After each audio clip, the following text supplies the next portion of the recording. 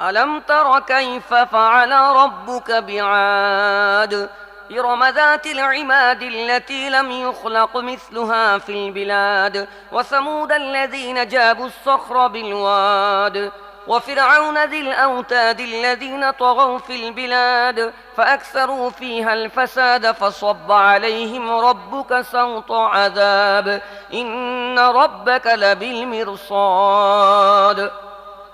তুমি কি দেখনি তোমার রব সুউচ্চ স্তম্ভের অধিকারী আদে ইরামের সাথে কি আচরণ করেছেন, যাদের মতো কোনো জাতি দুনিয়ার কোনো দেশে সৃষ্টি করা হয়নি। আর সামুদের সাথে যারা উপত্যকায় পাথর কেটে গৃহ নির্মাণ করেছিল, আর কিলকধারী ফিরাউনের সাথে, এরা দুনিয়ার বিভিন্ন দেশে বড়ই সীমা লঙ্ঘন করেছিল এবং সেখানে বহু বিপর্যয় সৃষ্টি করেছিল। অবশেষে তোমার রব তাদের উপর আযাবের কশাঘাত করলেন। আসলে তোমার রব ওত পেতে আছেন।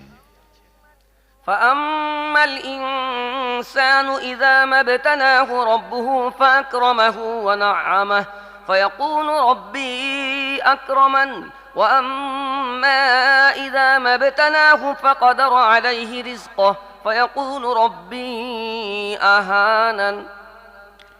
কিন্তু মানুষের অবস্থা হচ্ছে এই যে, তার রব যখন তাকে পরীক্ষায় ফেলেন এবং তাকে সম্মান ও নিয়ামত দান করেন, তখন সে বলে, আমার রব আমাকে সম্মানিত করেছেন।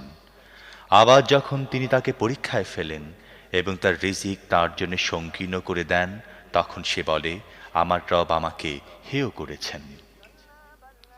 কাল্লা বাল্লা তুকরিমুনাল ইয়াতীম ওয়ালা তাহাদ্দুনা আলা তুআমিল মিসকিন وتأكلون التراث أكلا لما وتحبون المال حبا جما كلا إذا دكت الأرض دكا دكا وجاء ربك والملك صفا صفا وجيء يومئذ بجهنم يومئذ يتذكر الإنسان وأنى له الذكرى يقول يا ليتني قدمت لحياتي فيومئذ لا يعذب عذابه أحد ولا يوثق وثاقه أحد।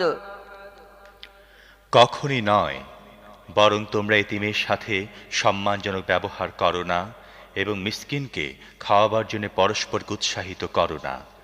তোমরা মিরাসের সব ধনসম্পদ সম্পূর্ণরূপে খেয়ে ফেলো এবং ধনসম্পদের প্রেমে তোমরা মারাত্মকভাবে বাঁধা পড়েছ। কখনোই নয়, পৃথিবীকে যখন চূর্ণ বিচূর্ণ করে বালুকাময় করে দেয়া হবে এবং তোমার রব এমন অবস্থায় দেখা দেবেন যখন ফেরেশতারা সারিবদ্ধভাবে দাঁড়িয়ে থাকবে, সেদিন জাহান্নামকে সামনে আনা হবে।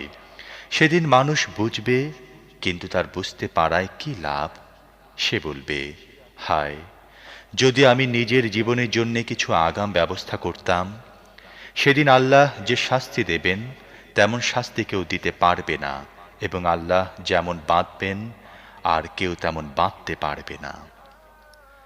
ইয়া আইয়াতুহান নাফসুল মুতমাইন্নাহ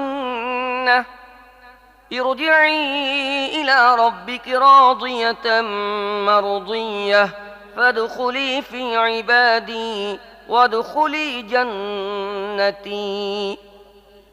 অন্যদিকে বলা হবে, হে প্রশান্ত আত্মা, চলো তোমার রবের দিকে, এমন অবস্থায় যে তুমি নিজের শুভ পরিণতিতে সন্তুষ্ট এবং তোমার রবের প্রিয় পাত্র। শামিল হয়ে যাও আমার নেক বান্দাদের মধ্যে এবং প্রবেশ করো আমার জান্নাতে।